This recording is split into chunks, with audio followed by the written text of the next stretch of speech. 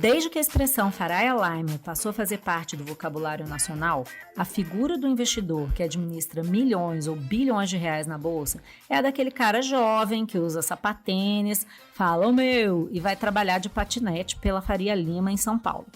Nada mais diferente do Luiz Stuhlberger, nosso convidado de hoje, um dos financistas mais ouvidos pelo mercado financeiro. O Stuhlberger tem 66 anos, é um sujeito tímido, discreto, que não sabe se equilibrar sobre um patinete e nem sequer sabe o que é um sapatênis. Mas ele toca há 24 anos um dos fundos mais rentáveis da história do Brasil, o Verde, que já rendeu 19.258,77% desde que foi criado em 1997. Esses números e algumas tacadas muito certeiras fizeram dele uma lenda na Faria Lima. O que o Stuhlberger fala tem muito valor, e ele não é de falar muito. Numa das últimas vezes que deu uma entrevista, ele estava entre os mais de 500 economistas e empresários que assinaram uma carta cobrando Jair Bolsonaro pelos erros cometidos na condução da pandemia. Na época, ele admitiu que, como quase todo o mercado, votou em Bolsonaro em 2018, mas disse que nunca mais o presidente teria seu voto novamente. O assunto da pandemia foi o game changer. Um país como o Brasil, que tem uma capacidade de vacinação enorme, invejável, né? O Brasil consegue vacinar 1,5 milhão a 2 milhões de pessoas por dia, perder meses pelo negacionismo da vacinação. Agora, ele está diante de uma encruzilhada para 2022. Na conversa que você vai ouvir agora, a gente falou de eleições, de Lula, de vacinação, variante Delta e de como vai estar a economia brasileira nas eleições do ano que vem. E como eu precisei gravar fora do Rio de Janeiro, o áudio das minhas perguntas não ficou exatamente do jeito que a gente queria, mas eu espero que ainda assim você curta bastante a entrevista. Eu sou a Malu Gaspar e esse é o Malu Tá On.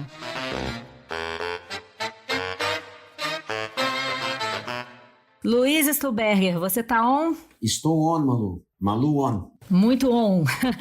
Seguinte, você foi um dos signatários da Carta de Economistas, divulgada em março passado, que criticava duramente a forma como o governo lidou com a pandemia, especialmente por causa do negacionismo do governo, né? E na época você deu uma entrevista dizendo que o Bolsonaro nunca mais ia ter seu voto. Você que é conhecido pela capacidade de prever o futuro, não dava para saber que o Bolsonaro seria um mau gestor, que recorreria ao populismo ou que seria um negacionista? Eu acho que eu me incluo na categoria de eleitores, né, que votou antipetismo, né? Que vamos dizer, eu sei que não dá para simplificar a esse ponto, dizer que você poderia dividir os eleitores do Bolsonaro entre os antipetistas e os bolsonaristas, mas acho que, a grosso modo, a maioria é assim, né? Dado que tanto o PT quanto o Bolsonaro tem muita rejeição, eu acho que um número não pequeno de pessoas votou como eu, né? E acho que é esse número que está em challenge agora, né? Daqui para frente.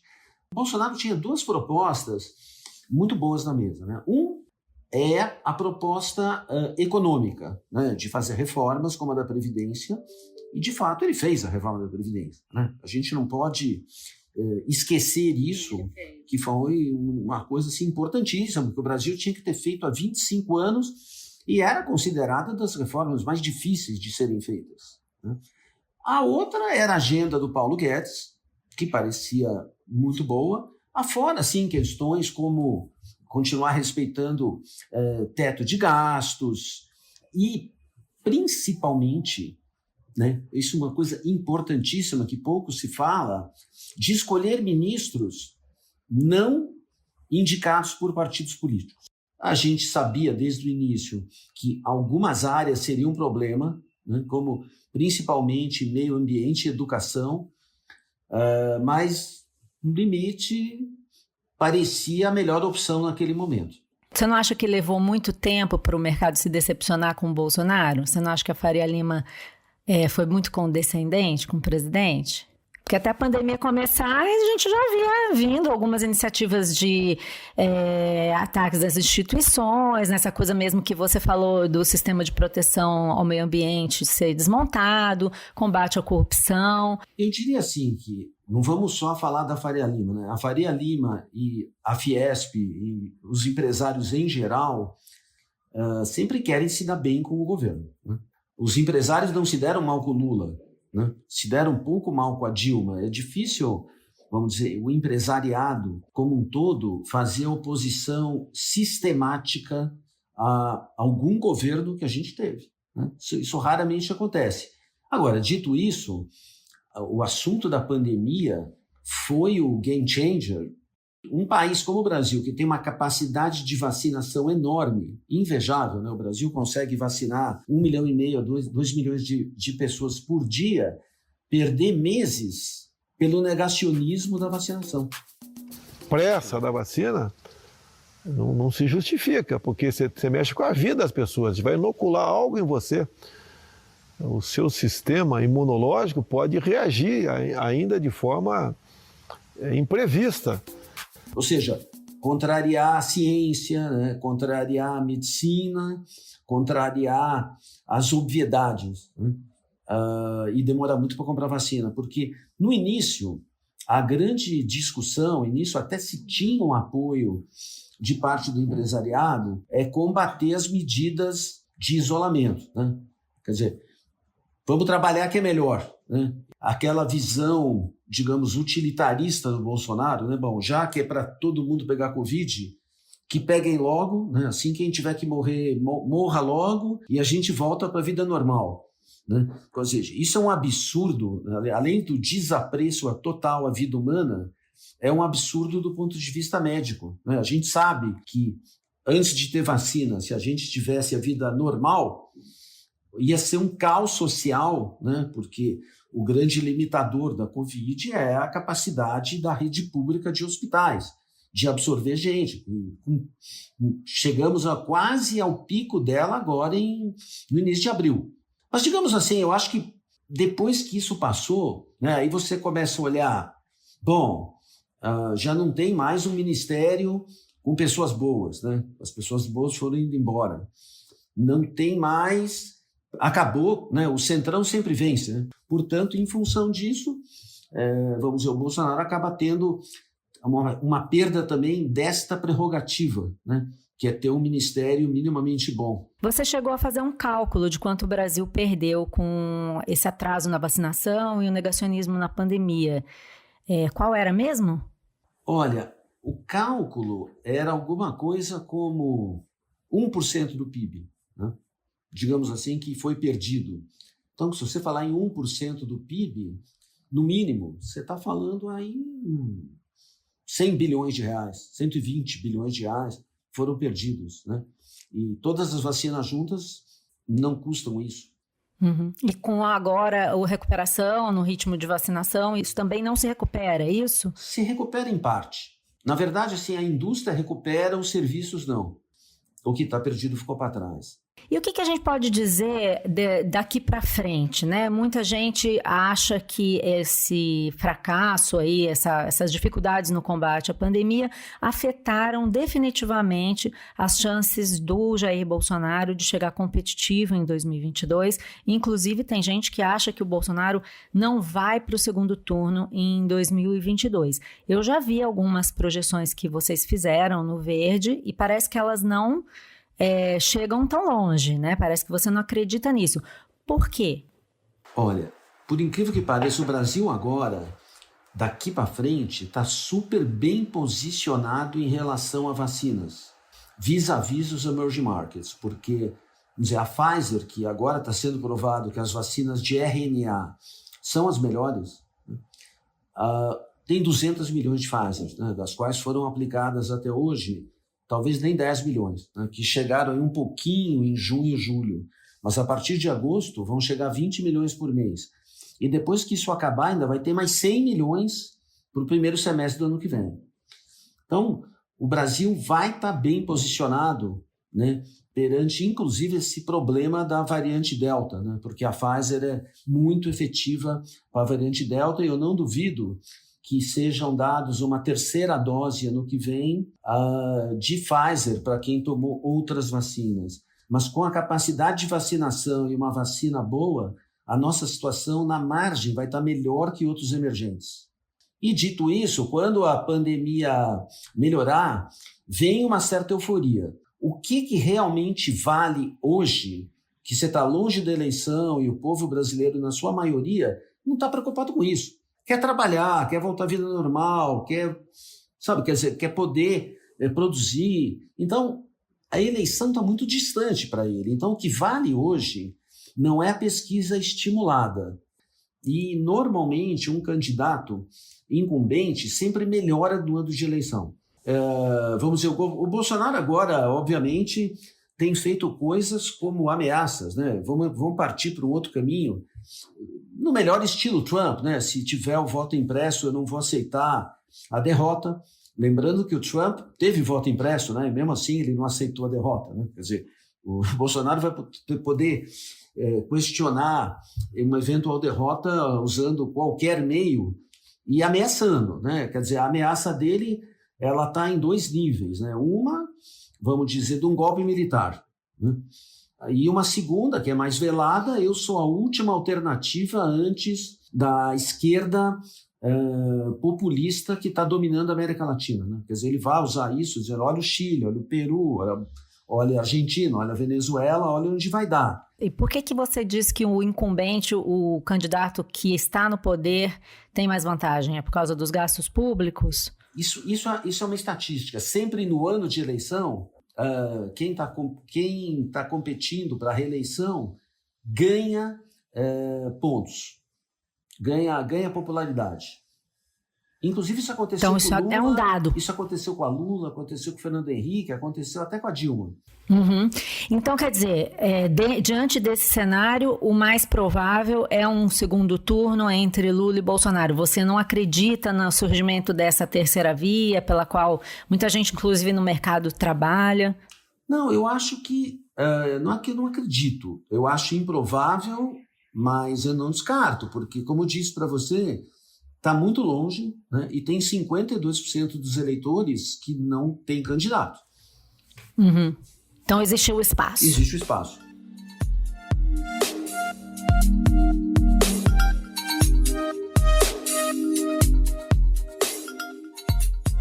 E o que representaria hoje para o mercado financeiro, para a Faria Lima, uma vitória, uma eventual... Eu sei que você não gosta que fale Faria Lima. Os Faria Limers. O que pensariam os Faria Limers de uma eventual vitória do Lula? O que representaria para o mercado isso hoje? Sempre não vou falar em Faria Lima, eu vou falar no empresariado, ok? Sim.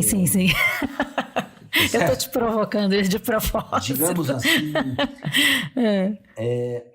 número 1, né? O Lula ele vai convergir para o centro no sentido de dizer vocês não precisam da terceira via porque a terceira via sou eu. E aí quando você olha a natureza, né, do antipetismo, olhando pelo programa de governo do Haddad, né, que depois o próprio Haddad acabou entre o primeiro e o segundo turno de 2018 dizendo que algumas coisas ele não faria, né, que aquele programa não estava correto, mas assim, vamos pensar no que estava escrito, né? Quer dizer, Assembleia Nacional Constituinte estilo Venezuela, né, por 500 notáveis. Você está falando aí porque o Congresso jamais fará uma Constituição boa. Número 2, cancelar a reforma da Previdência. Número 3, cancelar a reforma trabalhista. Controle social da mídia.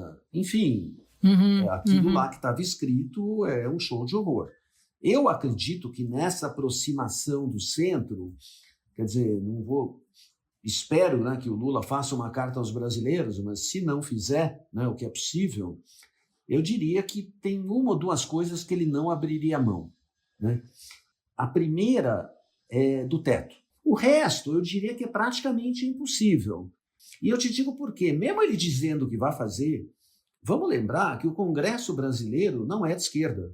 Quer dizer, o nosso Congresso é um Congresso, a natureza dele é de centro. Se o Lula ganhar e quiser, vamos dizer, retirar, nem que ele dissesse, olha, eu vou cancelar a reforma da Previdência, eu vou cancelar a reforma trabalhista, o Congresso não permite. Mas então, deixa eu entender, você acha que uma eventual eleição do Lula não representa, por exemplo, uma ameaça nada desse tipo à economia, porque ele, do ponto de vista liberal, né, quero dizer, do empresariado, ao mesmo tempo você acha que representa pode gerar uma crise por conta desses atritos com o Congresso, seria isso? A crise sempre acontece quando a economia vai mal, né? Quando o país cresce pouco, ou não cresce, ou tem queda no PIB, ou a inflação sobe muito, isso acaba chegando lá no Congresso, né? Quer dizer, aquela história, casa que não tem pão, né? Todo mundo briga e ninguém tem razão. É isso que acontece. Agora, vamos pensar assim, olhando pela ótica do Lula. O país cresceu entre 2002 e 2010? Cresceu 4% ao ano. Existia o teto? Não.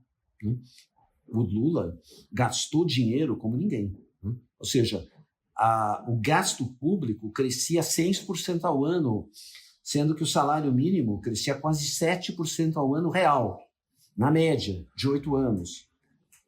Ou seja, um pouco do pensamento da esquerda e do Lula como um Estado indutor do crescimento, né? Essa parte econômica é mais ou menos assim, o pensamento da esquerda: gaste muito, que depois a arrecadação chega. Gaste, que depois o PIB cresce. Eu acho que esse conceito, né, vamos dizer, de que naquele tempo o país ia bem, é um conceito que, quer dizer, não havia o teto e o país foi bem. Eu acho que esse conceito que eles vão querer, digamos assim, uma estratégia do PT e da esquerda para recuperar. Só que a verdade é o seguinte, né? Isso aqui é uma falácia, né? Esse modelo, vamos dizer, de 8 anos, simplesmente crescendo gastos com salários e aposentadorias, sem crescer simultaneamente a qualidade da educação, da saúde pública e da infraestrutura urbana, chega uma hora que esse modelo para de dar certo, né? Esse modelo, essa bomba, ela estourou no colo da Dilma. Só que, para todos os efeitos, de quem vai ser a culpa? Do Lula ou da Dilma? Do que deu errado? A Dilma era uma teimosa, ela não queria ouvir ninguém. A verdade é que o modelo estourou no colo dela, né? Porque esse modelo em economia, vamos dizer, da forma que o PT fez, provoca um juro alto, provoca uma inflação alta, e é um modelo que os economistas chamam de jogar água no deserto, né? Quer dizer, sem você melhorar as bases, ele acaba não dando em nada. E aí uma hora acaba o dinheiro. O que a Dilma fez quando ela viu o modelo estourar no colo dela? Ela falou: o que eu posso fazer mais que o Lula não fez? Vamos usar mais bancos oficiais, vamos tirar dividendos de bancos oficiais do BNDES que não existem, vamos dar crédito subsidiado, vamos fazer outros empréstimos subsidiados, ou seja, maquiar a contabilidade, o que é gasto não registrar como gasto, e no limite o impeachment foi isso, é o que se chamou de pedalada. Mas isso foi uma tentativa desesperada da Dilma daquele modelo estourar no colo dela, né? Em 2013 e 2014 o Brasil já estava crescendo zero.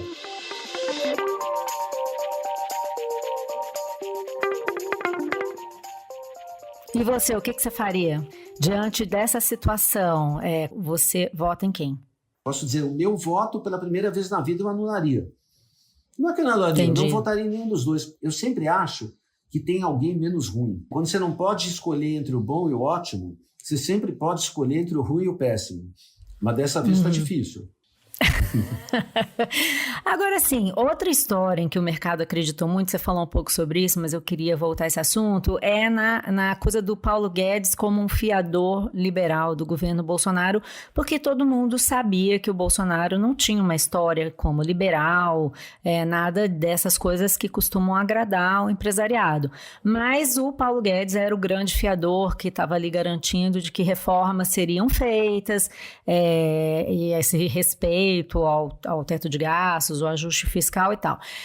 Você acreditou quanto no Paulo Guedes? E você se arrepende de ter acreditado? Não me arrependo de ter acreditado. Você acreditou? Sim. Vamos dizer assim, o problema é que até agora só conseguimos fazer de importante a reforma da Previdência. Se fizermos menos de 1 trilhão, não tem problema. Nós estamos sacando contra nossos filhos e netos. Nós não poderemos lançar a nova Previdência no regime de capitalização. Nós vamos ficar com a antiga e nós vamos condenar filhos e netos nosso egoísmo, nossa incapacidade de fazer um sacrifício entre nós mesmos, nós vamos empurrar essa armadilha para nossos filhos e netos. Nós vamos aprisioná-los na mesma armadilha. As outras reformas, como sempre no Brasil, as coisas vão acontecendo, né? E a gente teve uma pandemia, o governo fica muito fraco, né? E aí você não consegue fazer mais nada. Reforma administrativa não saiu, e se sair vai ser muito tímida. E a reforma tributária, vamos dizer assim, o arcabouço legal, né, que estava aí na PEC 45, é inviável, né, porque no limite o Brasil não consegue encontrar uma solução que seja minimamente boa para indústria, serviços e comércio. Qual que é o problema que se tem para consertar o Brasil hoje? Quer dizer, eu diria assim, número 1, ter mais dinheiro para saúde e educação e melhorar. Não é só uma questão de mais dinheiro, o Brasil não gasta pouco em saúde e educação, gasta muito e temos um serviço de má qualidade. Isso é um tremendo problema que está sendo endereçado muito por ONGs, né? E vamos dizer assim, o Estado de São Paulo está avançando em escolas tempo integral, tem um monte de iniciativas, né? Nacionalizar, né? Que é a proposta da Fundação Lehman, o sucesso de Sobral, né? O sucesso da educação no Ceará e nacionalizar. Tem muitas iniciativas interessantes. Agora, por que é difícil consertar o Brasil sob a época do gasto? O Brasil é um dos países que mais paga benefícios assistenciais e previdenciários do mundo. Então, quando você tem uma carga tributária tão grande, como 33, 34% do PIB, e você não consegue baixar, porque senão você abriria um rombo, né? Fazer uma reforma é uma coisa muito difícil, que, vamos dizer, ela precisaria que o Brasil diminuísse a carga tributária para, no futuro, recuperar esse dinheiro, essa arrecadação, com um crescimento maior do PIB. Então, assim, não é tão simples culpar o Paulo Guedes ou o Bolsonaro por isso. A gente tem um sistema complexo e que paga muito. E, na verdade, como você vê hoje, na proposta desta reforma tributária, é para o governo poder aumentar a Bolsa Família, aí para R$300, aumentar o número de famílias incluídas no Bolsa Família, subir a isenção de imposto de R$1.900 para R$2.500, então aí quase 80% dos assalariados do Brasil de salários não ia pagar nenhum imposto, né? Quer dizer, o Brasil essa parte é boa. O Brasil tem um sistema assim, olha aquilo que você recebe, né? E você não vê nenhum imposto, só que o seu imposto na conta de luz é 40% da conta, o seu imposto na conta de telefone é 40%, o seu imposto na gasolina é 50%. Então isso aqui é uma engana que eu gosto, mas para quem recebe, paga-se muito pouco imposto. Isso é um sistema equivocado e que também é difícil de consertar e está se tentando mais do mesmo. É difícil reformar o Brasil porque o nosso gasto é muito grande. Pois é, e aí nesse contexto a gente tem um governo muito dependente da Câmara, dos deputados ou do Congresso em geral, por conta dos pedidos de impeachment, e também pelo fato de que você tem ali um presidente da Câmara, que é o Arthur Lira, que controla mais ou menos hoje 300 votos, aí se calcula no Congresso. Até que ponto isso mexe com a lógica da implantação de reformas e tudo isso que você falou? Eu diria para você que, como eu vejo hoje, tem uma chance não pequena de não se aprovar nada, de a reforma tributária sequer ser votada, dadas as divergências, dado que não dá para aumentar a carga tributária e que o Centrão não tem um grande apreço pela Receita Federal, que é a grande beneficiária da reforma como ela veio, e dado que você começa a entrar nesses clusters de discussão, né? O lucro presumido não gostou porque aumenta a carga tributária dela, as pequenas empresas e os profissionais. Sim, muita gente não gostou, os grandes empresários porque cobram dividendo, vocês também, dos fundos. Na sociedade, e o custo fica muito elevado, né? É possível que a reforma não saia, mas eu diria assim, qual que no meu entender, o maior empecilho para essa reforma sair? É que para incluir os dividendos, diminui o imposto de renda, ok? O equivalente para as empresas tributadas no lucro real ficarem com uma tributação parecida. Eu diria assim, só que a conta dos estados e municípios é muito maior que a conta da União. porque a contribuição social sobre o lucro líquido, que é de 9%, não vai ser mexida. E esse dinheiro é só da União. Aonde você tira de dinheiro dos estados e dos municípios e da União é no imposto de renda. Ao fazer essa compensação dos dividendos para o imposto de renda, você tira a arrecadação de estados e municípios. Exatamente, de uma maneira muito maior do que do governo federal. E isso também vai chegar... E isso vai dar briga. Na Câmara.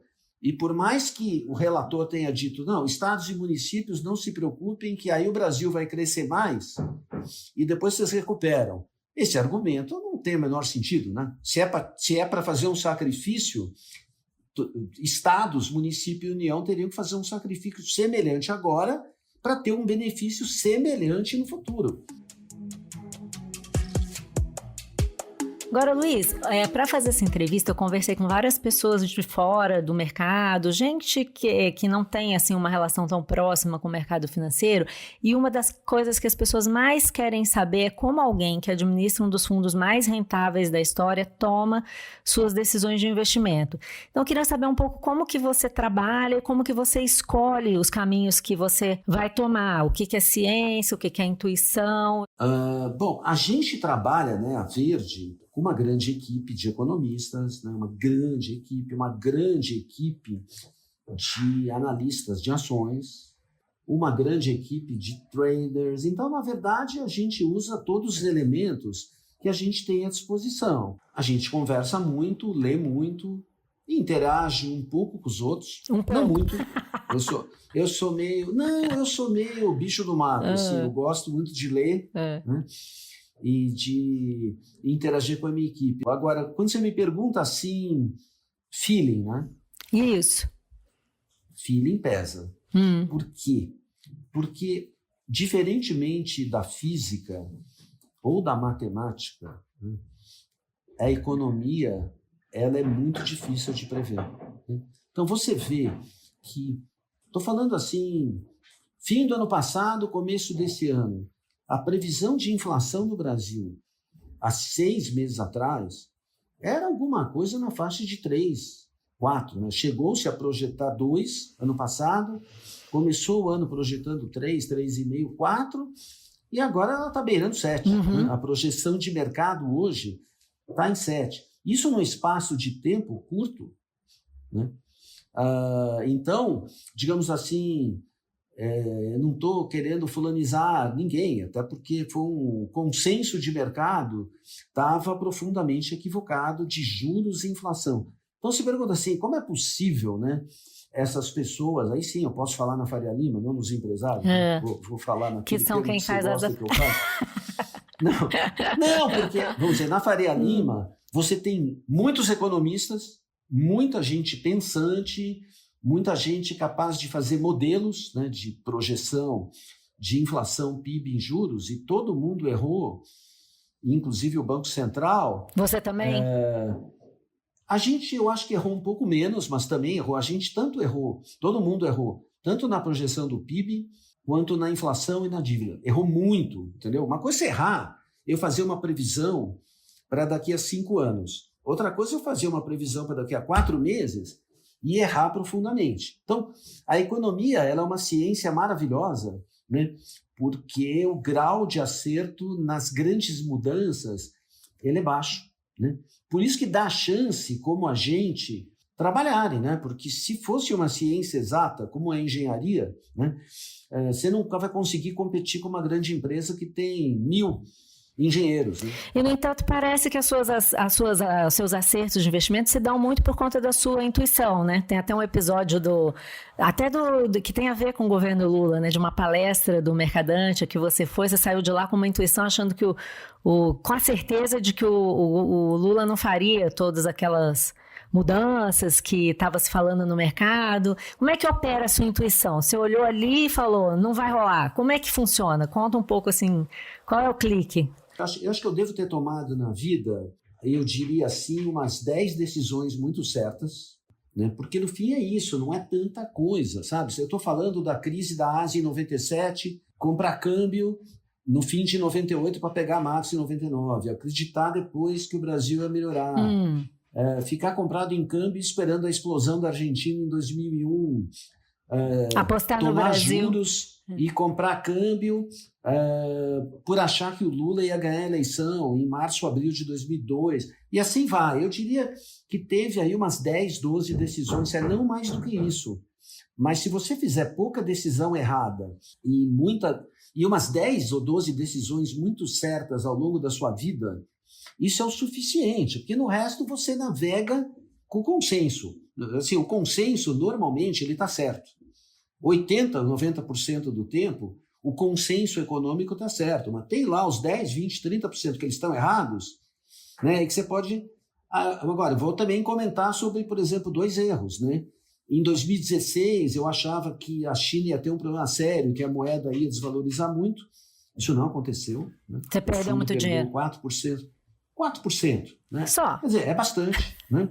E agora, esse ano, nos últimos 30 dias, tem um erro muito grande que eu cometi de apostar, de estar assim, muito convicto. Eu não gosto da palavra aposta, porque é uma palavra ruim. Né? Porque aposta, você fica pensando sempre no cassino, meio. Que é a imagem que as pessoas têm, né, no mercado financeiro, né? Um cassino. Quer dizer, eu não gosto de jogos que eu tenha 50% de chance de ganhar e 50% de perder. É melhor não fazer. Mas tem que fazer um negócio que você acha que tem 80% de chance de dar certo e 20% de dar errado, e se der errado você perde pouco. Mas eu tinha uma visão e ainda tenho uma visão muito forte que o grande problema do mundo não vai ser o Brasil, vai ser uma inflação muito alta nos Estados Unidos, e se o Fed tiver errado, os juros vão ter que subir muito mais do que se imagina. E aí é um big problem para o mundo. Agora, o que, digamos assim, atropelou minha tese, né? Em economia, às vezes eu digo, puxa, você é atropelado por um trem e 3 estações depois você vai saber o trem que te atropelou. O que a estação de hoje está me dizendo? O que você não sabia, Luiz, é a variante Delta, né, da Covid. Né? E ela está sendo bem pior do que se imaginava, então os mercados começam a precificar uma queda no preço de ações, uma queda no preço de commodities. No mercado financeiro, a preocupação dos investidores em relação à variante Delta derrubou os índices das principais bolsas de valores pelo mundo. Aqui no Brasil foi uma queda de 1,24%. A cotação do dólar comercial subiu R$ 5,24.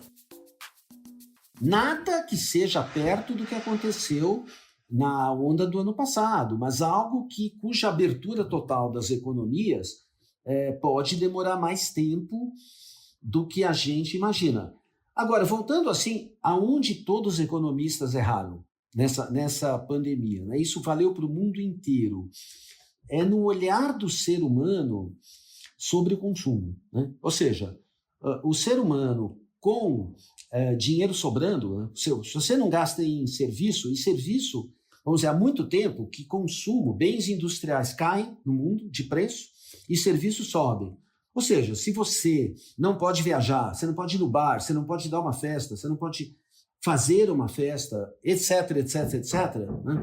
Ir num grande evento, o que você faz com o dinheiro? Em vez de guardar para o futuro, você guarda em bens, né? A satisfação acaba vindo reformando a cozinha, né?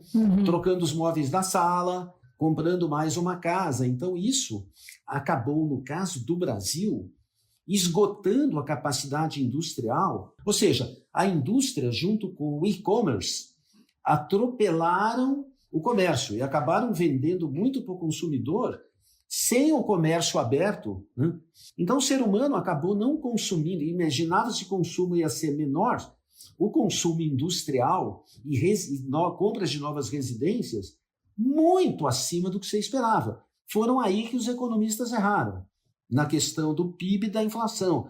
A minha tese é de que esta inflação não vai embora tão cedo nos Estados Unidos. Entendi. E o mercado está me dizendo, imagina assim que você está num estádio e tem uma ola, né? Nós estamos vivendo uma ola, né? Na hora que a ola passar, tudo volta ao normal. E você está apostando em que no momento? Que não vai passar a ola. Entendi. Mas, vamos ver então. Mas eu fui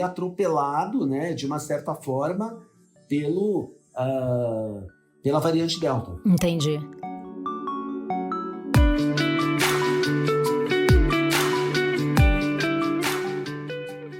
Agora, Luiz, você se diz tímido. Toda vez que eu leio alguma coisa sobre você, tá escrito lá que você é tímido, você acabou de falar que não gosta muito de interagir com pessoas, você se diz um pouco antissocial, mas você faz muitas palestras, faz palestras com desenvoltura e parece até que com uma certa empolgação, você gosta de falar, né? Como é que você passou do estágio da timidez para essa desenvoltura em apresentações em público e tal? O que você fez para resolver esse problema? Se você visse a quantidade de convites que eu recebo e recuso, é imensa. Eu acabo fazendo pouca entrevista. O povo quer saber como ganhar dinheiro, né? Não. Muitas vezes são convites, assim, bem interessantes até. É que isso consome tempo, né? Quando eu gosto de fazer uma apresentação, faço minha lição de casa. E eu acho que também se expor demais, não acho bom, né? Quer dizer, pensa assim... Mas você ainda se sente gestor. tímido quando você vai falar? Você ainda fica um pouco preocupado quando você vai fazer alguma apresentação? Depende do assunto. Quer dizer, se eu estou falando sobre o meu trabalho em economia, eu genericamente me sinto bem. Mas eu não sou uma pessoa que gosto de debater muito outros temas.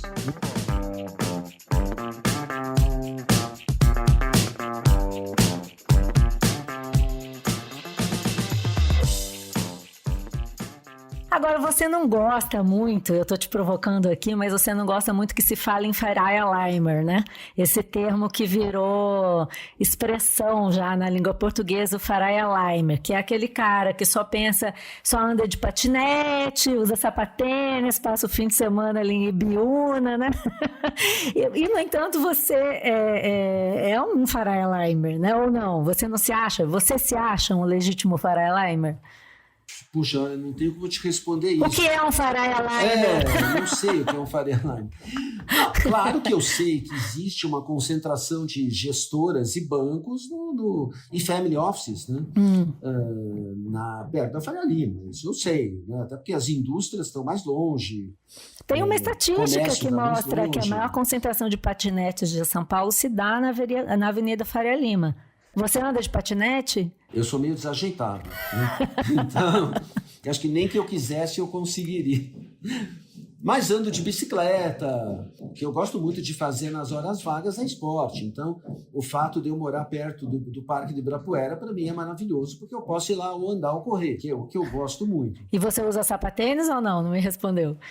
O que é isso? Aquele sapato que parece um tênis, que é bem assim, tipo... descolado para usar no trabalho? Não. Eu acho que não. Eu acho que eu uso tênis comum. Né? Passa fim de semana em Ibiúna ou nos resorts no interior de São Paulo? Também não. Eu tenho uma casa de campo em Atibaia e tinha uma casa na praia, que não é mais minha, mas assim, gosto. Mas eu vou te falar...